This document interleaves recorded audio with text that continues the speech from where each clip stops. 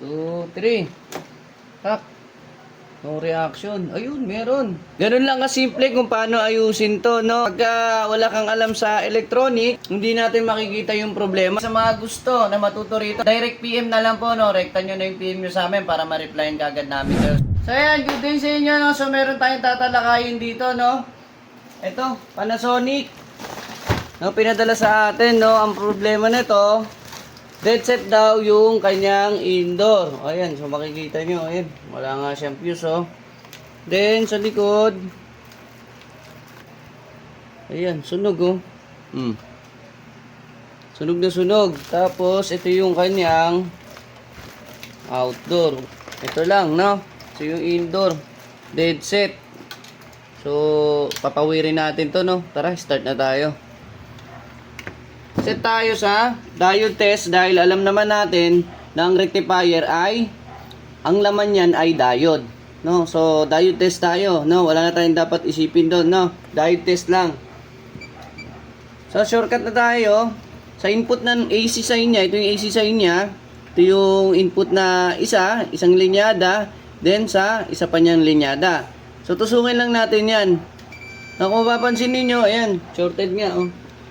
Shorted. No, pagka rectifier talaga ang shorted, talagang lalagutin talaga ang fuse.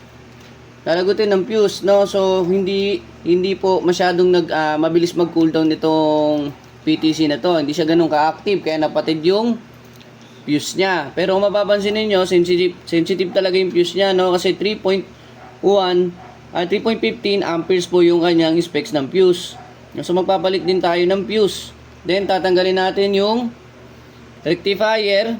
No, then palitan natin, sige.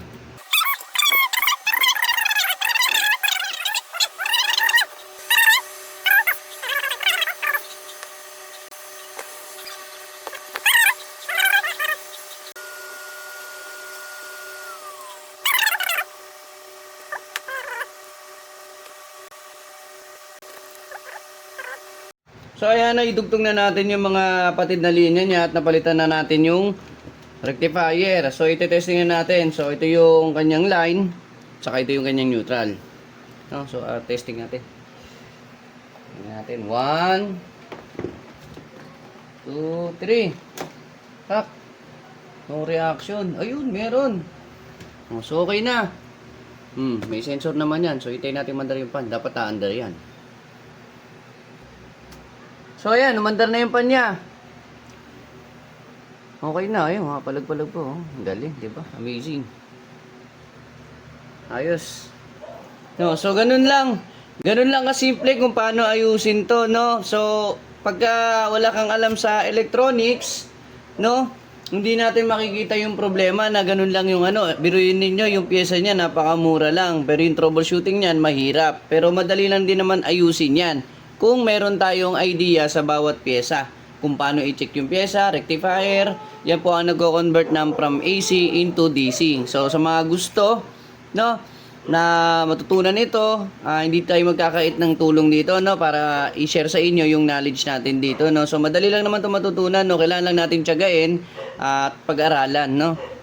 So ayan, okay na po yung ating PCB board, no, Panasonic. Sa mga gusto na matuto rito, meron po tayong online tutorial, no, ginaganap po natin to tuwing gabi po, no. So 9 to 12 po ang aming session, no. So sa mga gusto, direct PM na lang po, no. Rekta nyo na yung PM nyo sa amin para ma-replyan kagad namin kayo. So maraming salamat po sa patuloy na pagsubaybay sa aming mga programa. So thank you and God bless po, no.